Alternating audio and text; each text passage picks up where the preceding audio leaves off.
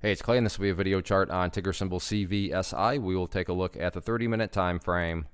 Real quick, what do I mean by 30-minute in case maybe you're new to charts? Instead of each one of these candlesticks here representing 1 day's worth of price action, which is what you would normally see, each one represents 30 minutes. So all this here may look like a few weeks worth of time. It's actually just the past 2 days broken down into 30-minute time slices. I like to this time frame. I think it's a good job of telling the quote-unquote story of the price, and then makes mapping out levels of support and resistance a bit easier to see. But done this one several times in the past.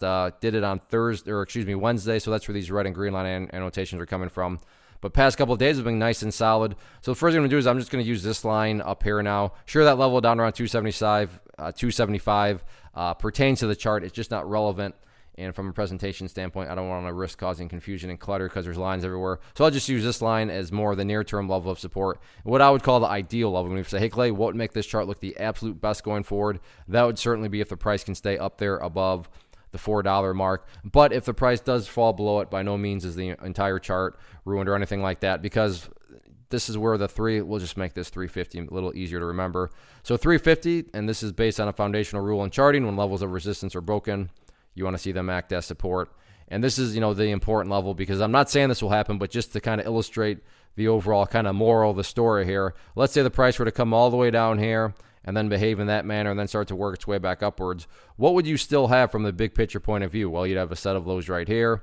You'd have those lows down there. If you picture each one of these as stair steps, then big picture wise, these stair steps would still be going in the upwards direction.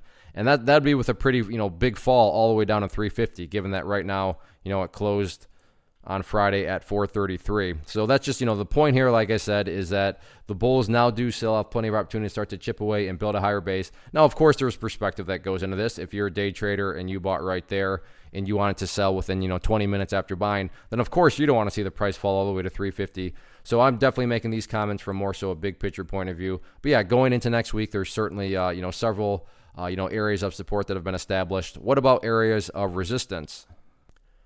In terms of where the sellers are hanging out at right now, that's all about this level right here at $4.60. If you take a quick trip down memory lane, you can see right there the price has been rejected by it. And then this morning during those first 30 minutes, once again, it was rejected up around 460. So 460, definitely public enemy number one going into next week. All in all, though, nice movement the past few days. And as long as the price continues to now start to chip away with higher bases, everything else will take care of itself. One of the biggest questions that I get is, hey Clay, how do you find the stocks that you trade? So what I've done is put together a free resource guide where I talk about the tools that I use to locate stocks that I find interesting and think may have potential. So if that sounds like something that could add value to you as a trader, then click on the image that is up on the screen right now and I will email you the guide. The guide itself is very short and to the point, and best part, it's completely free. Thanks for watching the video. Let me know if you have any questions.